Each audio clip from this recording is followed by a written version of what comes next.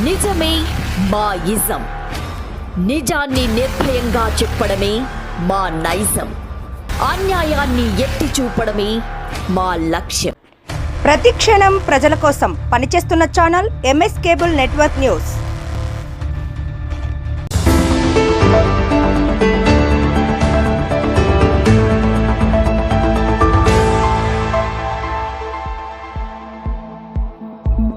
Welcome to MS cable network news. ముందుగా ఈనాటి వార్తల్లోని ముఖ్యాంశాలు.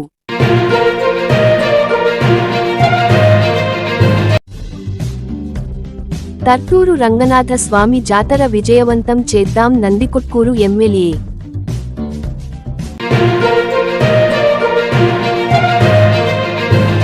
Breaking news. హైవే పక్కన మృతదేహం కలకలం. పూర్తిగా మంటల్లో కాలిపోయి మిగిలిన ఆస్తి పంజరం.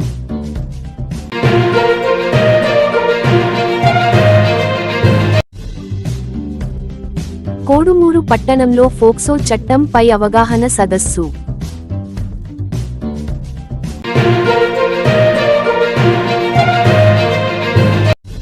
కోడుమూరు ఎస్సీ హాస్టల్లో 7వ తరగతి పిల్లలపై సీనియర్ విద్యార్థి దాడి ఘటనపై కేసు నమోదు చేసి దర్యాప్తు.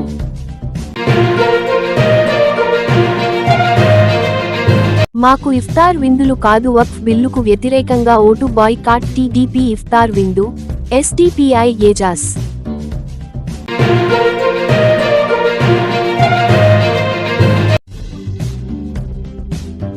అళ్లగడ్డ వరకు కేసీ కాల్వ నీళ్లు రావాల్సిందే.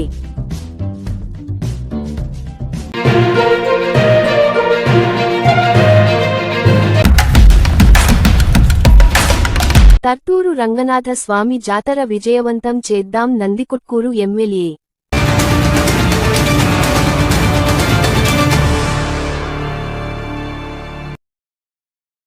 కానివ్వండి, ఉన్నతాధికారులు కానివ్వండి, అందరూ కూడా కలిసిమెలిసి ఈ జాతరను దిగ్విజయం చేయాల్సినటువంటి బాధ్యత ప్రతి అందరిపైన ఉంది. ముఖ్యంగా డిపార్ట్మెంట్ వారీగా రివైజ్ చేసుకుంటూ వచ్చినప్పుడు చాలా వరకు రిక్వైర్మెంట్ రావాలా, రిక్వైర్మెంట్ రాలేదు. ఒక పెద్దలు చెప్పినట్టు మధుసూదన్ రెడ్డి గారు బ్రిడ్జ్ అడిగారు, అలాగే రోడ్డు వైండింగ్ కావాలని చెప్పేసి అడిగారు. నేను ఒకటే చెప్తున్నా, పంచాయతీరాజ్ శాఖకు సంబంధించి కానివ్వండి, ఆర్డబ్ల్యూఎస్ శాఖకు సంబంధించి కానివ్వండి, ఎలక్ట్రిసిటీ వాళ్ళు కానివ్వండి, పోలీసు వారు కానివ్వండి, అలాగే ఎండోమెంట్ వాళ్ళు కానివ్వండి, మీరు చాలా అప్రమత్తంగా ఉండి ట్రాఫిక్ సమస్యలు కావచ్చు, తాగునీటి అవసరాలు కావచ్చు, వచ్చిపోయేటువంటి భక్తులకు అందరికీ కూడా మెరుగైనటువంటి సేవలు అందించాల్సినటువంటి అవసరం ఉంది. ఏంటంటే ఏదో తత్వ తిరుమల సమన్వయ మీటింగు ఎవరో వస్తున్నారు పోతున్నారు అనుకోకుండా కూడా దీనికి ఒక విశిష్టత కలిగినటువంటి గుడి. దీన్ని మనం భావితరాల భవిష్యత్తుకు తెలియజేయాల్సినటువంటి అవసరం ఎంతైనా ఉంది. ఎందుకంటే అంతరించిపోతున్నటువంటి కాలక్రమంలో ఇవన్నీ కూడా మనకున్నటువంటి మూలాలంతటి కూడా మనం గుర్తు చేసుకోవాల్సినటువంటి అవసరం ఉంది. కాబట్టి భగవంతునికి ఎప్పుడైనా సరే మనం భక్తిగా ఉండి పనిచేయాలి తప్ప స్వార్థం కొరకు స్వలాభం కొరకు పనిచేస్తే తర్తూరు రంగనాథ స్వామి సముద్రంలో ఎవరు బాగుపడాలని చెప్పేసి చరిత్రనే చెప్తుంది. అది అది ఆ భగవంతునికి వదిలేద్దాం. కాకపోతే ఇప్పుడు చెప్పినట్లు అది పంచాయతీరాజ్కి సంబంధించి మన బ్రిడ్జి ఏదైతే నెక్స్ట్ ఇయర్ మీటింగ్ కూడా కంప్లీట్ చేసే కార్యక్రమానికి శ్రీకారం చుడతాం. అలాగే ఈ రోడ్డు కూడా మనం పెట్టిన వైండింగ్, కాకపోతే పంచాయతీరాజ్లో వైండింగ్ ఇంకా రాలేదు. దాని ఆర్ఎంపీలన్నా కలిపి వైండింగ్ పెట్టడం. మీరు ప్రపోజల్ అయితే రెడీ చేయండి. దాన్ని ఎందుకంటే నేను గతంలో అడిగిన జాతరకు కావాల్సినటువంటి రిక్వైర్మెంట్స్ ఏమేమి ఉన్నాయో చూసుకోండి అని చెప్పేసి మీకు అందరికీ కూడా చెప్పడం జరిగింది. అలాగే ఆర్డబ్ల్యూఎస్ వాళ్ళు మీకు మోటార్లు కానివ్వండి, అవసరం ఉంటే బోర్లు కానివ్వండి, ట్యాంకర్స్ కానివ్వండి, అన్ని కూడా అందుబాటులో పెట్టుకోవాలి.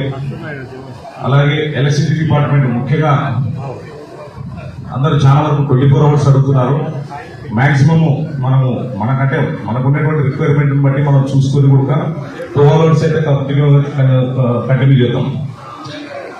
నేను లెటర్ ఇస్తాను, దాన్ని ఎస్సీకి ఫార్వర్డ్ చేసేసి నేను సుధాకర్ గౌడ్ చెప్తాను. చెప్పేసి 12 hours 24 hours కరెక్ట్. ఎల్సీలు ఈసీలు తీసుకుంటే కూడా దాన్ని కూడా ఇంక్లూడ్ చేస్తుంది. అట్లా కాకుండా ఖచ్చితంగా 12 hours నాణ్యమైనటువంటి 3 లైన్లకు సంబంధించిన విద్యుత్ సరఫరా చేయాలి ఖచ్చితంగా. కాబట్టి రెండవది, ఇక్కడ వచ్చేటువంటి భక్తులకు ఇప్పుడు ఏదైతే షాపుల వారి దగ్గర వసూలు చేస్తున్నారు అంటున్నారో ఎండి వారికి నేను ఒకటి చెప్తున్నా, మీరు పర్ఫెక్ట్ గా రసీదులు ఇవ్వండి. మీరు ఏ షాప్కి ఎంత ఛార్జ్ చేస్తున్నారు, ఏ బజ్జీల బండికి ఎంత ఇస్తున్నారు, కూల్ డ్రింక్ షాప్ ఎంత రెంట్ ఇస్తున్నారు, మీరు ప్రాపర్ గా ఒక మెమోరాండం తయారు చేసుకుని ఏ షాప్కి ఎంత ఇస్తున్నారు, లేకుంటే అడుగుల వారికి ఇస్తారా, ఎట్లా ఇస్తారనేది ఒకసారి మీరు గైడ్లైన్ చూసుకుని ప్రాపర్ గతంలో ఏమన్నా కానీ ఉంటే తీసుకొని చూసి ఒకసారి రెక్టిఫై చేసుకోండి. కాబట్టి నేను చెప్పేది ఒకటే, పోలీసు వారికి కానివ్వండి, ముఖ్యంగా మన పాత్రనే ప్రామాణిక ప్రథమంగా ఉంటుంది. కాబట్టి ఎట్లయినా సరే మనకి, ఎందుకంటే 3.3 వచ్చిన తర్వాత చాలా హెవీ వెహికల్స్ వస్తుంటాయి. అది మనం మాత్రం కంపల్సరీ ఎక్కడ ఏ చిన్న ప్రాణాపాయం జరగకుండా కాపాడాల్సినటువంటి బాధ్యత మన పైన ఉంటుంది. ముఖ్యంగా ఇప్పుడు ఏదైతే 1.5 కిలోమీటర్లు చెప్పినట్లు మనం ఒక లైను మీరు ఒకసారి ఫార్మర్స్ తో మాట్లాడి ఖచ్చితంగా ఇది జాతరకు ఇవ్వాల్సింది, జాతర టైంలో మనం ఇవ్వాల్సిందని చెప్పేసి 2 లైన్లు పెట్టుకుంటే మన ట్రాఫిక్ అంతరాయం ఉండదు. అది ఒకసారి షార్ట్అవుట్ చేయండి, నేను కూడా చెప్తాను. అవసరం అనుకుంటే దాన్ని వేరే రకంగా కూడా చేయడానికి ఆస్కారం ఉంది. కాబట్టి ఖచ్చితంగా అంతేకాకుండా ఇప్పుడు ఎండి వారు ఇప్పుడు ఈ డిపార్ట్మెంట్లకు సంబంధించినటువంటి వాళ్ళు ఈ కోఆర్డినేషన్ మీటింగ్ ఎవరైతే రాలేదో వాళ్ళందరూ ఒకసారి ఎక్స్ప్లెనేషన్ ఇవ్వండి. ఎస్పెషల్లీ ఫారెస్ట్ డిపార్ట్మెంట్ వాళ్ళకి ఎందుకు నోటీస్ ఇవ్వలేదు అది ఒకసారి చూడండి. లాస్ట్ 10 years నుంచి ఏమేమి జరుగుతుంది, వీళ్ళు ఎజెండా ఎట్లా మూవ్ అవుతున్నారు అనేది కూడా ఒకసారి డీటెయిల్స్ ఇస్తారండి. కాబట్టి గతంలో లాగా కాకుండా మనకున్నటువంటి సాంప్రదాయాలను కొనసాగిస్తూ అందరం కలిసికట్టుగా కృషి చేసి ఈ జాతరను దిగ్విజయం చేయాల్సినటువంటి బాధ్యత మన అందరిపైన ఉందని చెప్పేసి తెలియజేస్తూ, ముఖ్యంగా మెడికల్ డిపార్ట్మెంట్ వాళ్ళు మీరు ఎక్కడెక్కడైతే పాయింట్స్ పెడతారమ్మా ఒకసారి మీరు ఎండిఓ గారితో కోఆర్డినేట్ చేసుకుని అలాగే ఎంఆర్ఓ గారు విఆర్ఓలు ఇంతకుముందు మీరు గతంలో 3-4 అట్లా కాకుండా ఉన్నటువంటి విఆర్ఓ రిక్వైర్మెంట్ ఒక 8 మందిని ఇక్కడ రిక్వైర్ చేయండి. తహసీల్దార్ తలా 2-3 ఒక 20 మందిని పెట్టుకోండి. ఖచ్చితంగా ఈ సరౌండింగ్ తహసీల్దార్స్ విఆర్ఓస్ అందరూ కంప్లీట్ గా 1 week ఇక్కడే ఉండాలా. ఖచ్చితంగా ఎక్కడ ఏ అవాంఛనీయ సంఘటన జరగకుండా మంచి భద్రమైనటువంటి శాంతి భద్రతలు కానివ్వండి అన్ని కూడా చూసుకోవాల్సినటువంటి బాధ్యత అందరిపైన ఉంటుంది. కాబట్టి ఈ కోడుమూరు పట్టణంలో ఫోక్సో చట్టంపై అవగాహన సదస్సు.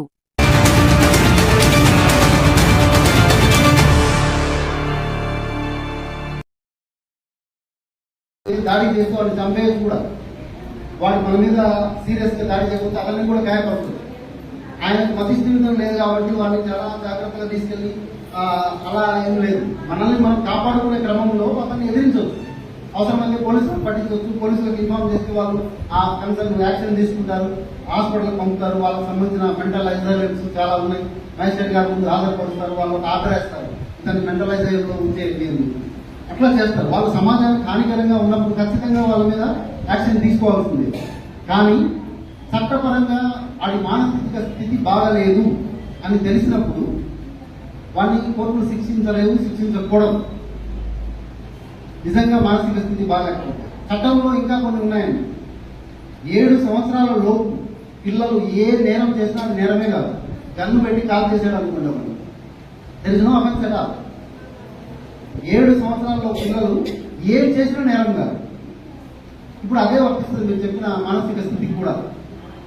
వాళ్ళకి విచక్షణ అనేది ఉండదు అనే కారణంతో చట్టంలోనే చెప్పారు అది. అయితే 7 సంవత్సరాల అబ్బాయి, 7 సంవత్సరాల అబ్బాయి అనుకోండి, నేను గన్నించి పలానా మీద అట్లానే చెప్పుకుంటే పోయి అన్నాడు అనుకోండి, ఆడు చచ్చిపోతాడు.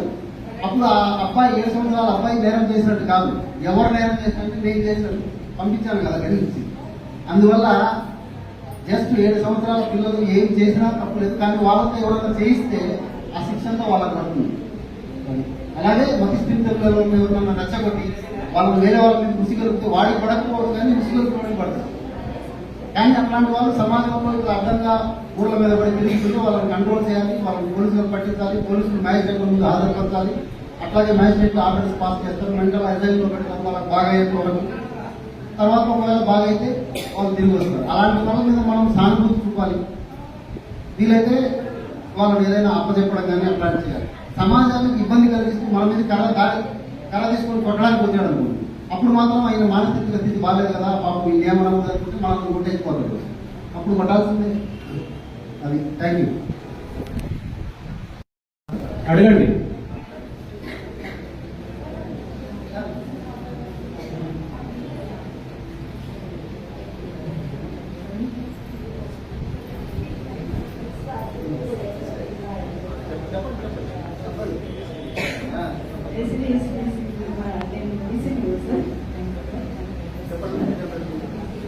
సార్ 2 years నుంచి వర్క్ చేస్తున్నారు. అంతకుముందు ఒక కేసు డీల్ చేశారు, పోక్సో కేసు సార్. మీరు అంటే అంతకుముందు జరిగింది సార్. ఇది కోయలకుంట్ల దగ్గర ఒక విలేజ్ లో అమ్మాయి మైల్డ్ ఎంఆర్, అతను పెద్ద వయసు, తాత వయసు, గొర్రెలు కాసుకోవడానికి వాళ్ళు అమ్మాయిని పంపించేది. తల్లి స్టెప్ మదర్ అనమాట. తల్లి పట్టించుకోలేదు. పాప డైలీ వెళ్ళొస్తుంది, తాతయ్య కదా తీసుకెళ్తున్నాడు అని అనుకున్న పరిణామంలో అమ్మాయి కన్సీవ్ అయింది. ఆ విషయం తెలియదు. కడుపునొప్పి వస్తుంది, కడుపు కనపడుతుంది. 5 నెలలు దాటిపోయింది, దగ్గర 6 months సార్. అప్పుడు తెలిసి తల్లిదండ్రులకి కేసు పెట్టారనమాట పోలీసు వాళ్ళకి. లాస్ట్గా అమ్మాయిని తీసుకొస్తే వాళ్ళ తండ్రి అమ్మాయిని అపార్షన్ చేద్దాము అని అన్నా కానీ హోప్లెస్. అప్పటికి టైం దాటిపోయింది అనమాట. ఇంకా అమ్మాయి డెలివరీ చేసేయాల, అమ్మాయిని చేయించడానికి వీలు లేదు అని అంటే అమ్మాయిని కర్నూలులో చైల్డ్ వెల్ఫేర్ కంపెనీలు ప్రొడ్యూస్ చేసి మన శిశుగృహ దగ్గర అమ్మాయిని పిడి గారి మా పర్యవేక్షణలోనే మేము అమ్మాయిని డెలివరీ అయ్యే వరకు మేమే చూస్తున్నాం సార్. ఆ తర్వాత పాప మంచి బాబుకి డెలివరీ, నార్మల్ డెలివరీ అయింది. సార్ వచ్చిన తర్వాత అతనికి లైఫ్ టైం పడింది, మన జీవిత ఖైదు ఇచ్చారు. ఇదైతే బెస్ట్ అచీవ్మెంట్ సార్. ఆ అమ్మాయి లైఫ్ సేవ్ అయింది. ఇది సార్ ఇంటి గురించి చెప్తున్నారు సార్. చాలా సక్సెస్ స్టోరీస్ ఉన్నాయి. సార్ అన్నట్లు అతనికి ఇప్పటికీ బయటికి రాలేదు. మేము ఆ కేసు అయితే ఫాలో చేసినాం. ఆ బాబుని కూడా నల్గొండ పేరెంట్స్ కి అడాప్షన్ ఇచ్చేసాం సార్. అమ్మాయి అతనికి వేరే అంటే అప్పటి వరకు తెలియలేదు. అమ్మాయికి మ్యారేజ్ కూడా చేశారు. ఇదైతే best success story. Thank you.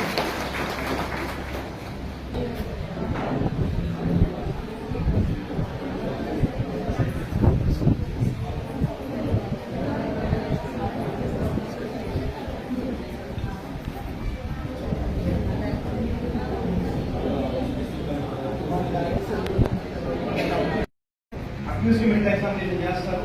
మీరు రిపోర్ట్ చేయడంలో లేట్ చేసే కొద్దీ కూడా ఎవిడెన్స్ అనేది తగ్గిపోతూ ఉంటుంది. ఖచ్చితంగా మీరు అందరూ త్వరగా రిపోర్ట్ చేస్తేనే మీకు న్యాయం త్వరగా జరుగుతుంది. ఎవిడెన్స్ అనేది స్ట్రాంగ్ గా ఉంటుంది మీ వైపు. ఇంకొకటి, రిపోర్టింగ్ అనేది మీ పిల్లలతో మన ఇంట్లో జరిగితేనే కాదు, మన పక్కింట్లో జరిగినా లేదా మీరు ఏదైనా స్కూల్లో పనిచేస్తున్నా ఆ స్కూల్లో పిల్లలు జరిగినా ఖచ్చితంగా మీ రెస్పాన్సిబిలిటీ ఉంటుంది. నాన్ రిపోర్టింగ్ కూడా 6 months పనిష్బుల్ అఫెన్స్. సో మీ దృష్టికి కనుక ఏదైనా అఫెన్స్ జరిగింది పోక్సో యాక్ట్ కింద అనేది మీరు దాన్ని పోలీస్ స్టేషన్ రిపోర్ట్ చేయకపోతే మీకు 6 months ఇంప్రిజన్మెంట్ కూడా రావచ్చు. ఒక కేసు ఒకటి నేను చెప్తాను. కేరళలో ఒక క్రిస్టియన్ స్కూల్లో ఒక అమ్మాయిని రేప్ జరుగుతుంది. అది రేప్ చేసిన ఒక క్రిస్టియన్ ప్రీస్ట్ అనమాట. ఆ క్రిస్టియన్ స్కూల్కి హెడ్ మాస్టర్ అనమాట. రేప్ చేసినాక అమ్మాయిని హాస్పిటల్ తీసుకెళ్తారు. హాస్పిటల్లో అక్కడ అమ్మాయి వయసు అన్ని రికార్డ్ చేసుకుంటారు. ఆమె 18 ఏళ్ళు అప్పుడే నిండుతాయి. ఆమె అప్పటికే 9 months వెళ్ళిపోతే బేబీ కూడా డెలివరీ అవుతారు. తర్వాత ఏమవుతారంటే 18 ఏళ్ళకి ఇనిషియల్ గా అమ్మాయి బేబీ డెలివరీ అయిందనంటే ఖచ్చితంగా ఆ అమ్మాయి 18 ఏళ్ళ కంటే ముందే ఆ అమ్మాయి 6 years ఉంది, బేబీకి ఏమవుతుంది. అది గమనించుకోకుండా గైనకాలజిస్ట్ ట్రీట్ చేశారు. అక్కడ గైనకాలజిస్ట్ రెస్పాన్సిబిలిటీ ఏంటంటే ఎప్పుడైతే గైనకాలజిస్ట్ తెలిసిందో 18 ఏళ్ళ కంటే ముందే అమ్మాయి సెక్స్ చేసిందని చెప్పేసి ఖచ్చితంగా గైనకాలజిస్ట్ రిపోర్ట్ చేసి ఉండాలి పోలీసులు. సో ఆ కేసులో ఆమెను కూడా అక్యూజ్ గా చేర్చారు. ఆ అమ్మాయి ఏ స్కూల్లో అయితే చదువుతుందో ఆ స్కూల్ హెడ్ మాస్టర్ కూడా అక్యూజ్ గా చేర్చారు. ఆ హెడ్ మాస్టర్ రిపోర్ట్ చేయాలి. ఇంకా మీ దృష్టికి ఏదైనా ఒక కేసు వచ్చినప్పుడు మీరు కూడా ఖచ్చితంగా రిపోర్ట్ చేయాలా అనేది మీ రెస్పాన్సిబిలిటీ అందరికీ. అది కూడా నాకు సార్ కూడా చెప్పారు, చిన్నప్పటి నుంచి కూడా ఈ అమ్మాయిని దేవంతు అంటే అరుస్తారని చెప్పేసి. అంటే అదంతా సోషల్ ఎన్జెండరింగ్ ప్రాసెస్, సామాజిక లింగ పరివర్తన ప్రక్రియ అంటారు. చిన్నప్పటి నుంచి కూడా ఈ రంగులు వేసుకోవాలా, ఇకపోతే తినాలా, ఈ టైంలో బయటికి పోకూడదు. అది కూడా మీరు తగ్గించాలి. ఇది తగ్గించడం వల్ల కూడా ఖచ్చితంగా ఈ పోక్సో కేసులో ఇంపాక్ట్ ఖచ్చితంగా ఉంటుంది. ఇంకా అడ్వల్ నెంబర్ కూడా మీరు గుర్తుంచుకోండి, 1090 ఖచ్చితంగా మీరు రిపోర్ట్ చేయాలా. ఇంకా ఏది చదవకపోతే సార్ చెప్పినట్టు మీరు డిఎన్ఎస్ ఆఫీస్కి వెళ్తే మొత్తం వాళ్ళు చూసుకుంటారు.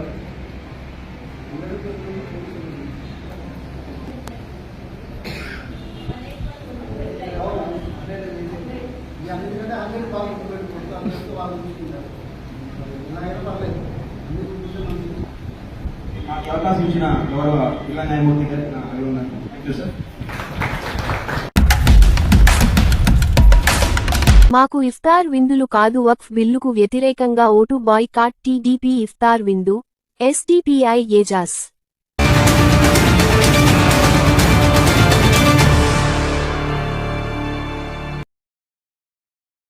వక్ఫ్ సవరణ చట్టం 2024లో బీజేపీ గవర్నమెంట్ పార్లమెంట్లో ఈ బిల్లు ప్రవేశపెట్టడం జరిగింది. దాని తర్వాత దానిని జేపీసీకి పంపించడం జరిగిన విషయం మనకందరికీ తెలిసిందే. దాని తర్వాత తిరిగి వాళ్ళు పార్లమెంట్లో ప్రవేశపెట్టడం జరిగింది.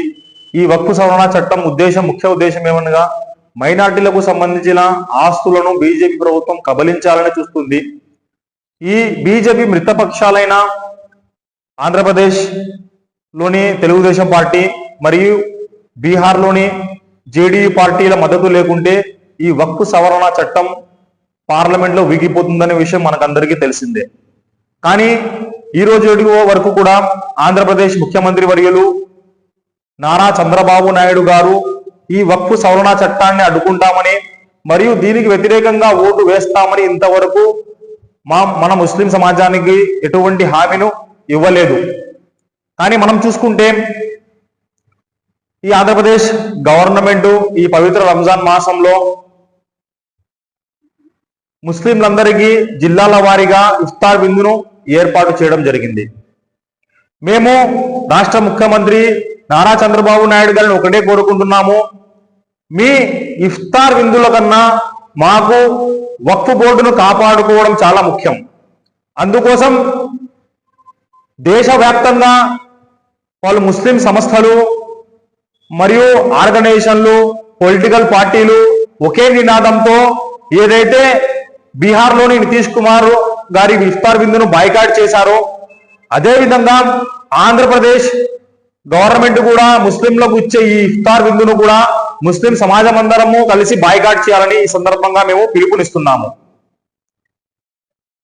కేవలం ఇఫ్తార్ విందులు కాదు, మా మనోభావాలని గౌరవించి మరియు మా యొక్క ఆస్తుల గురించి మేము అడుగుతాము. పక్క వాళ్ళ ఆస్తులు తెచ్చి మాకు ఇవ్వండి అని చెప్పడం లేదు. కేవలం వక్ఫ్ భూములు ఏదైతే ఉన్నాయో అవి మా ఆస్తులు, దాన్ని మేము యజమానులుగా దాన్ని మేము కాపాడుకుంటాం అంటున్నాము.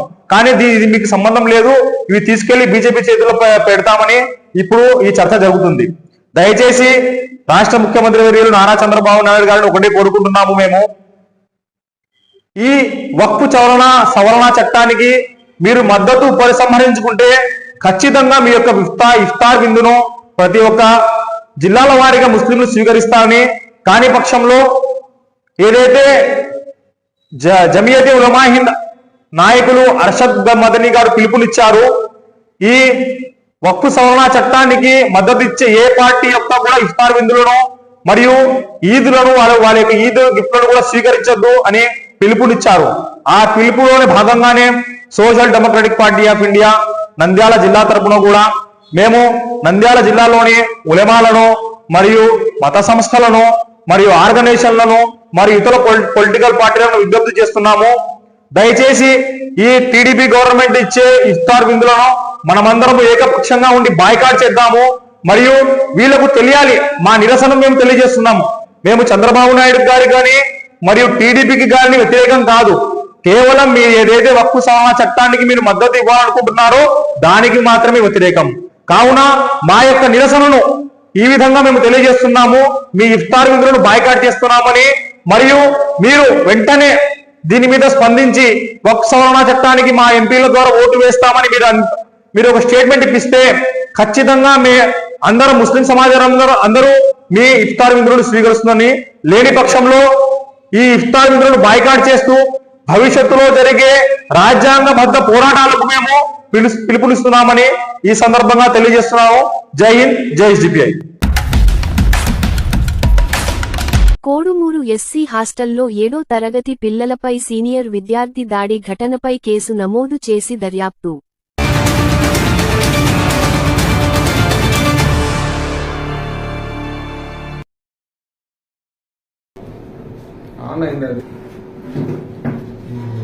కోడుమూరులోని ఎస్సీ హాస్టల్లో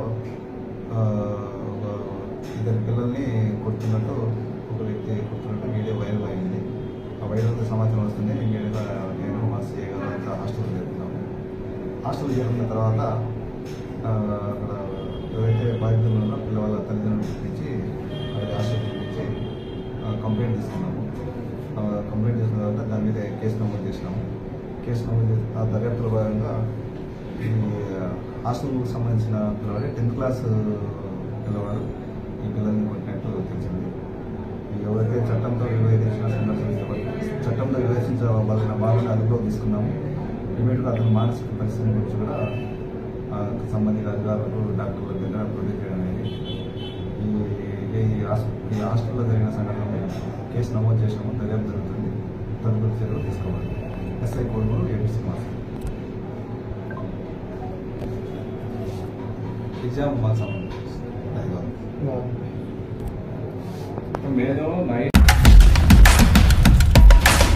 బ్రేకింగ్ న్యూస్. హైవే పక్కన మృతదేహం కలకలం. పూర్తిగా మంటల్లో కాలిపోయి మిగిలిన ఆస్తిపంజరం.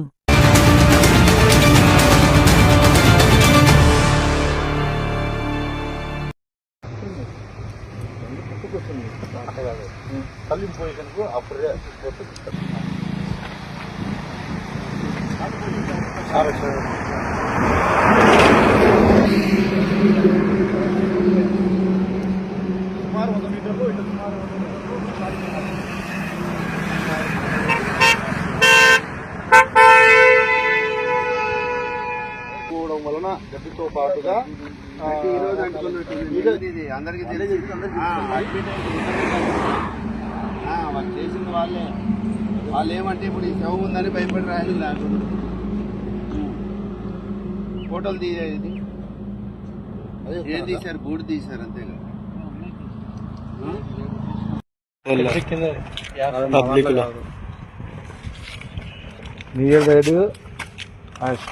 వాళ్ళందరూ మా గురించి మాట్లాడుకుంటారు.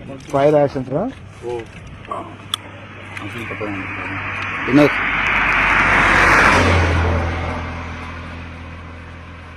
మీరు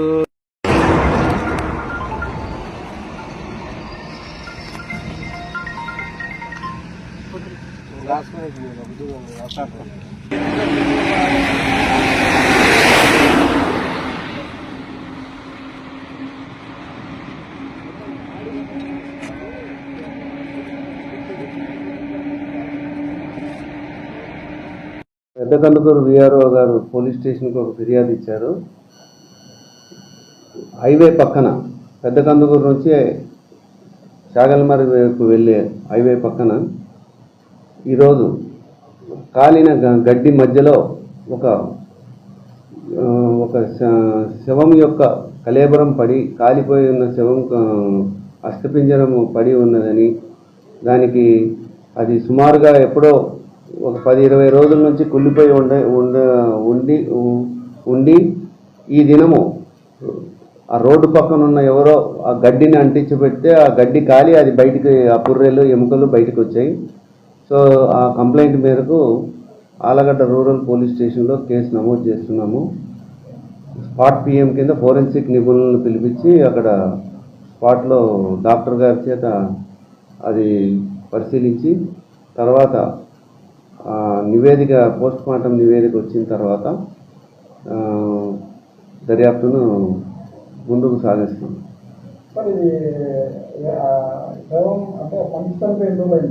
సుమారు 15 నుంచి 20 రోజులు మధ్యలో చనిపోయి ఉండొచ్చని అనుకుంటున్నాము. అది కుళ్ళిపోయిన శవము. ఆ కుళ్ళిపోయిన శవాన్ని ఆ గడ్డి మధ్యలో ఉన్నందుకు ఎవరికి కనపడలేకుండా ఉన్నింది. అది రోడ్డు పక్కన వాళ్ళు కానీ ఆ పొలం పక్కన వాళ్ళు కానీ దాన్ని గడ్డిని కాల్చాలనేది ఎండాకాలం కాబట్టి కాల్చారు. ఆ కాల్చిన తర్వాత ఈ పుర్రెలు ఇవన్నీ ఎముకలు కనపడున్నాయి. అల్లగడ్డ వరకు కేసీ కాల్వ నీళ్లు రావాల్సిందే.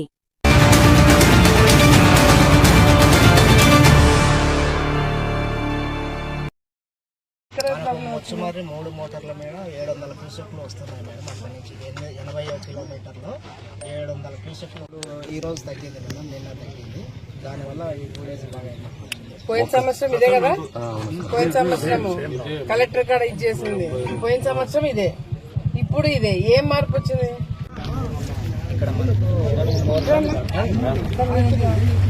306 ఉందా వాళ్ళ సెకండ్ అడిగితే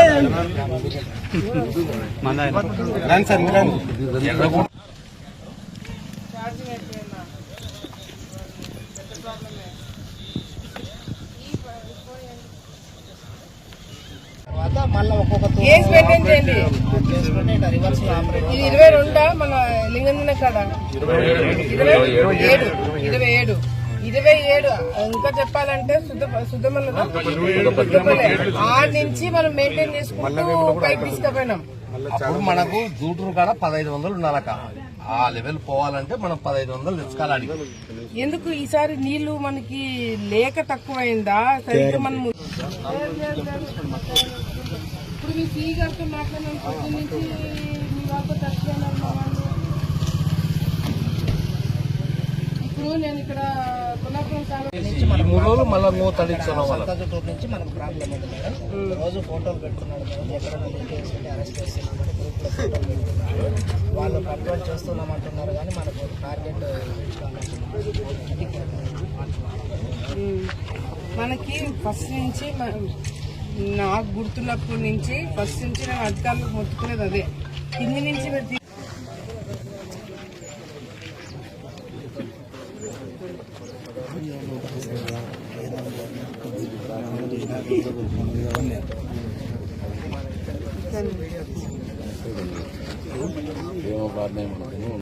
ఈరోజు మా అందరికీ కూడా తెలుసు కేసీ కెనాల్ ఎంత ముఖ్యమైన ప్రాజెక్టు. కేసీ కెనాల్ ని ఆధారపడి రైతులు అటు కర్నూలు కడప సంబంధించిన రైతులు ముఖ్యంగా నంద్యాల జిల్లానే ఎక్కువ ఉంటారు. కేసీ ఈ ప్రాంతంలో ఉన్న రైతులు గతంలో కూడా చాలా ఇబ్బందులు పడినారు. ఇప్పుడు కూడా రైతులకి నీళ్ళు అందజేసే విషయంలో ఎక్కడ కూడా నిర్లక్ష్యం అనేది కనిపించకూడదు అని చెప్పి ముఖ్యమంత్రి గారు పదే పదే చెప్పినారు. పాపం మంత్రి గారు కూడా పదే పదే చెప్పినారు. కానీ ఇక్కడ ఏమవుతుందంటే గ్రౌండ్ లెవెల్లో చివరి ఆయకట్టు వరకు నీళ్లు తీసుకురావడానికి చాలా పెద్ద ప్రాబ్లం అవుతుంది. గతంలో కూడా మేము అధికారులకు చెప్పినాము, ఇప్పుడు కూడా వాళ్ళకి సలహా ఇస్తున్నాము. చివరి ఆయకట్టు వరకు నీళ్లు తీసుకురావడానికి ఒకే ఒక మార్గము కింద నుంచి చివరి ఆయకట్టు నుంచి మీరు గేజ్ మెయింటైన్ చేస్తూ పై వరకు వస్తే అప్పుడు 80 to 90% రైతుల సాటిస్ఫాక్షన్ ఉంటది. మీరు ఎప్పుడైతే పై నుంచి నీళ్లు కిందికి తీసుకురావాలని ప్రయత్నం చేస్తారో పైన రైతులు అందరూ రైతులే, ఎవరిని మనము తప్పు పట్టడానికి ఉండదు. కానీ చివరి ఆయకట్టు వరకు వచ్చే వాళ్ళకి ఎక్కువ ఆయకట్టు ఆలగడ్డ ప్రాంతంలో 1,00,000 ఎకరాలు ఉంది. సో ఇక్కడ ఈ ప్రాంతంలో ఉన్న రైతులని సాటిస్ఫై చేయాలంటే ఇబ్బందికరంగా మారుతుందని గతంలో కూడా నేను మాట్లాడినా, మొన్న అసెంబ్లీలో మొత్తుకొని చెప్పిన, ఇప్పుడు కాలం మీదకి రావడం జరిగింది. ఇప్పుడు కూడా మనకి కొంతమంది అఫీషియల్స్ సరిగ్గా పనిచేయకపోవడం వల్ల, కొంతమంది అఫీషియల్స్ సరిగ్గా అవగాహన లేకపోతే నిర్లక్ష్యం వల్ల ఈ రోజు చివరి ఆయకట్టు వరకు నీళ్లు తీసుకురావాలంటే మళ్ళీ మేము అందరం కూడా కాట మీద తిరిగి ఇవన్నీ కూడా చేయాల్సి వస్తున్న పరిస్థితి కనిపిస్తుంది. నేను అధికారులకు అందరికి కూడా హెచ్చరిస్తున్నాను, నీళ్లు రైతులకు అందరికీ, కేవలం ఆలగడ్డ రైతులు అనేది కాదు, అటు నంద్యాల కావచ్చు, శ్రీశైలం కావచ్చు, ఏ ప్రాంతంలో అయినా ఉన్న నీళ్ళల్లో సర్దుబాటు చేసుకొని అందరికి కూడా సాటిస్ఫై చేసే బాధ్యత మీరు అధికారులు తీసుకోగలిగితే మంచిది. లేదు అంటే దయచేసి మీరు వేరే డిపార్ట్మెంట్ చూసుకోండి. ఎందుకంటే ఇది చాలా చాలా చాలా ఇంపార్టెంట్ అండ్ చాలా ముఖ్యమైన అంశము. చివరి ఆయకట్టు వరకు నీళ్లు రైతులు అనేది చాలా ముఖ్యమైన అంశము. గతంలో కూడా చంద్రబాబు నాయుడు గారు చెప్పడం జరిగింది, అసెంబ్లీలో కూడా మాట్లాడడం జరిగింది. ఇప్పుడు మనము పొన్నాపురం దగ్గర ఉన్నాము. ఇక్కడ చూసుకుంటే 3.5 నేను డీ గారు అంటున్నారు కానీ 3.5 లెవెల్ కూడా లేదు, దానికన్నా తక్కువే ఉంది. ఆలగడ్డ చివరి ప్రాంతం వరకు నీళ్లు రావాలంటే అట్లీస్ట్ 5 అడుగులు ఉండాల. 5 అడుగులు ఉంటే గాని చివరి వరకు మనం నీళ్లు తీసుకోపోలేము. ఇప్పుడు 3 కన్నా కింద ఉంది. కానీ నేను మంత్రి గారితో మాట్లాడినాను, ఇరిగేషన్ మంత్రి గారితో మాట్లాడినా, ఈఎన్సీ గారితో మాట్లాడినా, వాళ్ళు కింద సిఈ గారితో మాట్లాడినా, వాళ్ళు ఇచ్చిన ఆదేశాలు ఏంటంటే మీరు ఏం చేస్తారో తెలియదు, పొన్నాపురం దగ్గర 4.5 లేదా 5 లెవెల్ అడుగులు మెయింటైన్ చేసి మీరు కిందికి నీళ్లు తీసుకోమని చెప్పి ఆదేశాలు ఇవ్వడం జరిగింది. ఇచ్చిన తర్వాత పోవాల్సిన అడుగులు ఇంకా కొంచెం తగ్గినాయి. ఎవరు నిర్లక్ష్యం వల్ల జరుగుతుంది, ఎవరు రైతులకి అన్యాయం చేస్తున్నారు అనేది కూడా ఇప్పుడు తేలిపోతుంది. ఎందుకంటే ఇది కేవలం మా ప్రాంతమో మా రైతులే కాదు, ఇటువంటి అధికారులు ఉంటే మాత్రము తప్పకుండా రైతులకి ఇబ్బంది కలుగుతుంది రేపు పొద్దున అయినా సరే. సో దయచేసి, ఎందుకంటే ఏదో అధికారంలోకి వచ్చేసాం కాబట్టి మేము కాలమ్మడి తిరగము, రైతులకి పట్టించుకోమనేది కాదు. ప్రతిపక్షం వాళ్ళు గాడులు కాస్తున్నారు. వైసీపీ నాయకులు ఎంతసేపు ఉన్నా మమ్మల్ని తిట్టడానికి, మమ్మల్ని ఏదో తప్పు పట్టడానికి ప్రెస్ మీట్లు పెడుతున్నారు తప్ప మేము అసెంబ్లీలో కూర్చున్నప్పుడు ఇక్కడ గాడులు కాస్తున్నారా? రైతులకు నీళ్లు రావట్లేని సంగతి వాళ్ళ వైసీపీ నాయకులకు తెలీదా? వాళ్ళు వచ్చి ఎందుకు అధికారులతో మాట్లాడలేకపోయారు? మేము చేసే పనులు వాళ్ళు ఎందుకు చేయలేకపోతున్నారు? వార్తలు ముగించే ముందు మరొకసారి ముఖ్యాంశాలు.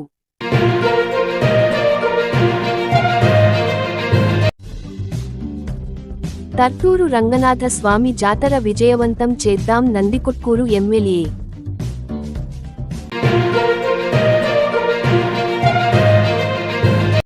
Breaking news. హైవే పక్కన మృతదేహం కలకలం, పూర్తిగా మంటల్లో కాలిపోయి మిగిలిన ఆస్తిపంజరం.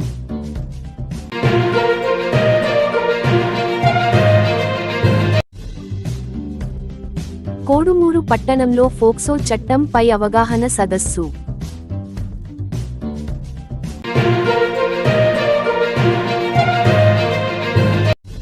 కోడుమూరు ఎస్సీ హాస్టల్లో 7వ తరగతి పిల్లలపై సీనియర్ విద్యార్థి దాడి ఘటనపై కేసు నమోదు చేసి దర్యాప్తు.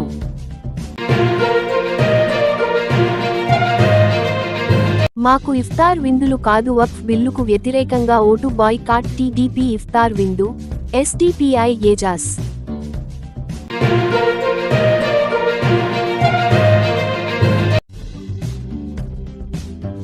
అళ్లగడ్డ వరకు కేసీ కాల్వ నీళ్లు రావాల్సిందే.